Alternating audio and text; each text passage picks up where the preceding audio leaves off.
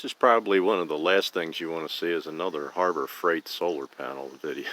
But I've done some things here that might save you some steps and save you some heartache. So, as you can see, they're all producing. All have their blue lights on the bottom. I took these out of the box and made mounting brackets for them to fit on my deck, over the railings of my deck. Just simple aluminum, just bent it, put some drywall screws in there. And then at the bottom, you can see I put some foam to touch on the inserts of my railing so that they won't bounce in the wind. Now, if you'll notice, these panels are upside down, and I got a lot of tips from people that if you bend that wire that comes out of the panels too tight on the top, they crack over time because they're not really UV protected.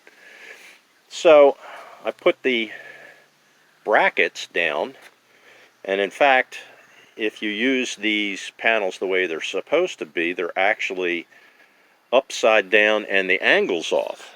But when I looked up in the instructions, it said find out what your latitude is and then add 10 degrees, which turned out to be 49 degrees.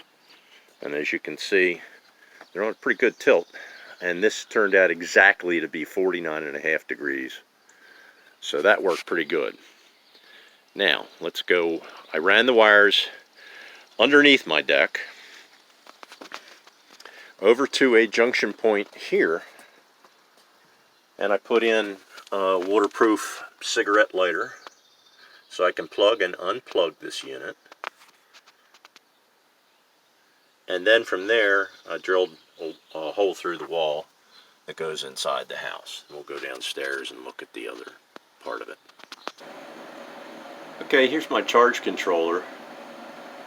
It's already producing, well, 11.7 volts. It started out at 11.5 about 20 minutes ago. So as you can see, right here is where the wires come in from the solar panel. And then I have these two wires which indirectly right through here go to my AGM battery. I'm going to be adding a second battery this year to it, and maybe an inverter. I've got room for one up there, but I'm not really sure that I'm going to need an inverter. I had been using this charger through house current to power it's kind of confusing, but a complete 12-volt system, which includes a solar pump, which is 12 volt, and it works through pipes to heat my basement. As you can see, it goes over there to a bus heater, and that's got a fan in it also that's 12 volt. So that whole system is run through here. It circulates through a heat exchanger that I have on the top of my stove, and I'll show you that in a minute.